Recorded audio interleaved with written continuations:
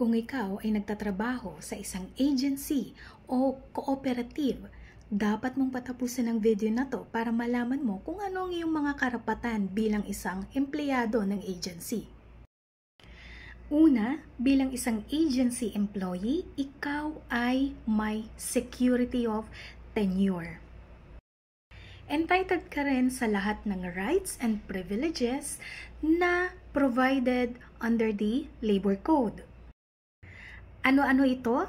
Well, una sa lahat, entitled ka sa tamang minimum wage. Meron ka ring Service Incentive Leave o SIL. Meron kang rest day. Entitled ka sa bayad ng iyong overtime.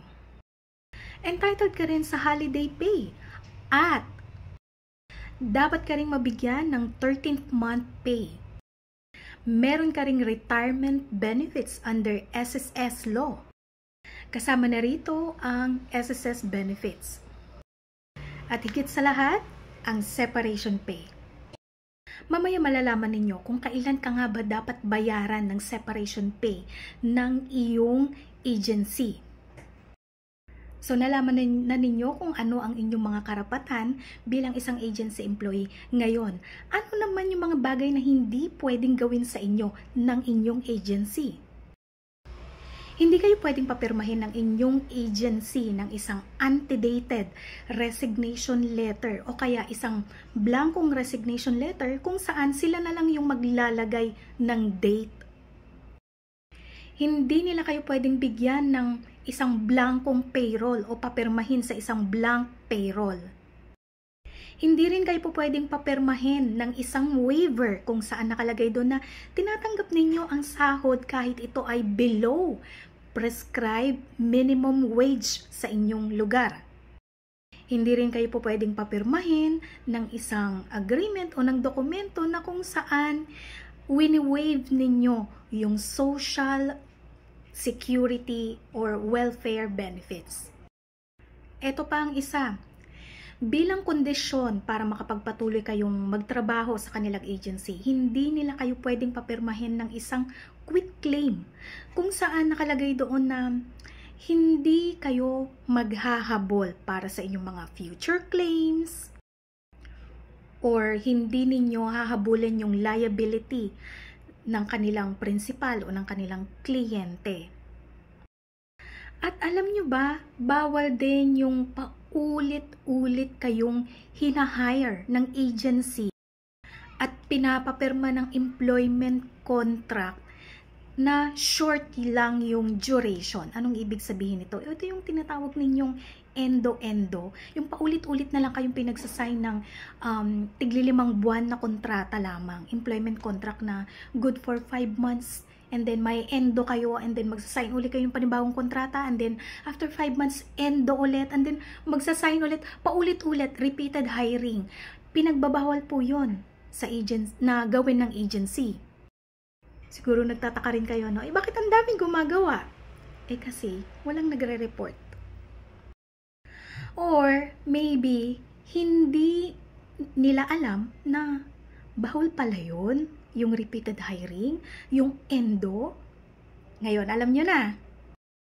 Bawal ding papirmahin ang isang agency employee ng isang kontrata o employment contract na mas maiksi pa kaysa doon sa period ng service agreement ni agency at nung kanilang kliyente. For example, ganito. Si A, si agency, meron silang service agreement o kontrata kay B, sabihin na natin. Isang kumpanya ito. Si B ay ang principal. Okay? Ngayon, yung service agreement na yon ay good for 3 years. Ngayon, si agency employee, hindi nila po pwedeng papirmahin ng isang employment contract na mas mababa pa sa 3 years. Okay? Kasi yun ang nakalagay sa service agreement. So, hindi pwede. Maliban na lamang kung etong kontrata o yung service agreement, nakalagay doon na merong iba-ibang phase, okay, ng work or service. Ayun, pwedeng pwedeng hati-hatiin sa bawat phase yung employment contract. Pero generally, hindi po pwedeng papirmahin ng isang employment contract ang agency employee na mas mababa pa or shorter yung term sa service agreement. Kung 2 taon yung duration ng service agreement, dapat 2 taon din yung employment contract ni agency employee. Hindi po pwedeng 1 taon, hindi po pwedeng 5 months, hindi po pwedeng 6 months. Alam nyo ba na ipinagbabawal din ng batas yung pagkakaroon ng in-house agency? Ngayon, ano nga ba itong in-house agency? Kailan natin masasabing in-house agency pala? Malalaman ninyong in-house agency yung nag-hire sa inyo kung ang may-ari nito ay yung principal o yung kliyente kung saan kayo magtatrabaho. 'Di ba? Nag-apply kayo ng trabaho sa agency. Ngayon si agency, ide-deploy niya kayo sa kanyang kliyente o yung tinatawag nating principal. Okay? Now, para malaman mo kung ito bang agency ay in-house agency, ang isa sa mga may-ari ng agency ay si principal o kaya yung kliyente kung saan ka ide-deploy. Ngayon, ano naman ang mangyayari kay agency employee kung lahat ng mga nabanggit ko o 1 o 2 doon sa mga nabanggit kong bawal gawin ng agency ay ginagawa ni agency sa kanyang mga empleyado? Ano ang remedyo o ano kayang mangyayari kay employee? Kapag nagawa ni agency yung mga violation na nabanggit ko, si principal o yung kanilang kliyente na tinatawag ay siyang magiging direct employer na ngayon ng agency employee.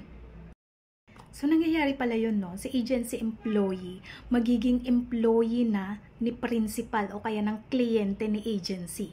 Well, maliban na lamang kung hindi mapapatunayan ni agency etong mga circumstances na to. Kailangan mapatunayan niya na siya ay may independent business, hindi siya in-house agency. Meron siyang capital o meron siyang tools, equipment, or machinery para gawin yung kontrata o yung service dun sa kanilang service agreement. May control si agency sa kanyang mga empleyado. At yung tinatrabaho ni agency employee o yung ginagawa ng mga empleyado ay hindi konektado sa main business ni principal.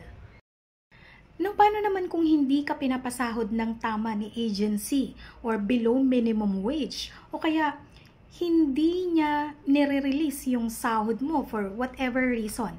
Sino po pwede mong habulin? Si agency o yung kanyang kliyente? Well, ang sabi ng batas, po pwede kang mag-file ng claims laban kay principal. Pwede kay principal, pwede kay agency. Kasi meron silang solidary liability sa kanilang mga empleyado when it comes to payment of wages. Ngayon, bilang mga agency employees, dapat malaman ninyo o makita sa inyong mga employment contract itong mga provision na ito. Yung specific description ng trabaho o serbisyo na gagawin ng isang agency employee. Yung lugar kung saan siya magtatrabaho, yung terms and conditions ng employment, and yung prescribed minimum wage sa lugar ng trabaho na yon. Dapat lahat ng yun ay nakasulat bago mag-start yung kanyang employment. Kung hindi nasunod o kung na-violate ni agency, yung mga sinabi ko, si principal o kaya yung kliyente ni agency ang magiging direct employer ng agency employee. Lastly, kung ikaw ay isang agency employee, kailan ka ba entitled sa separation pay?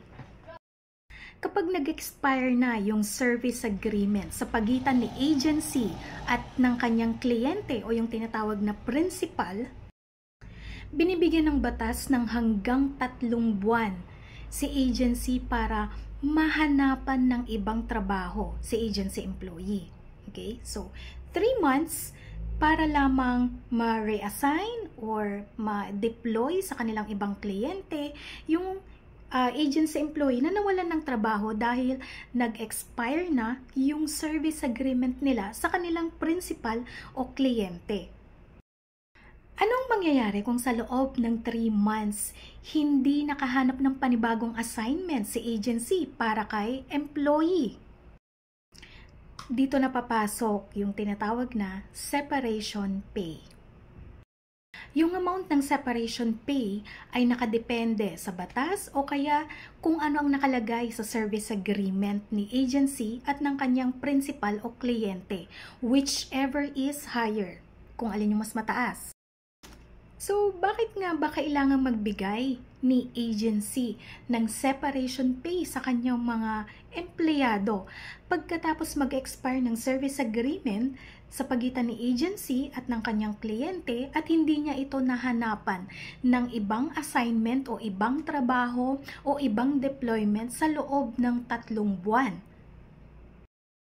Ito ay sa kadahilanang yung expiration ng service agreement sa pagitan ni agency at ng kanyang kliyente ay hindi isa sa mga grounds for termination of employment.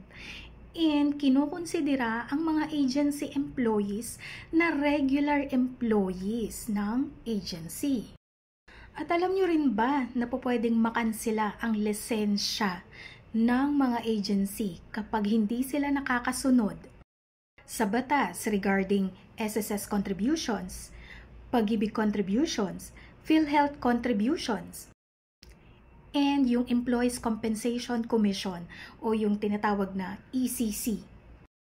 Pwede rin makansela yung lisensya ng isang agency kung hindi sila nakakasunod sa labor standards na nabanggit natin kanina.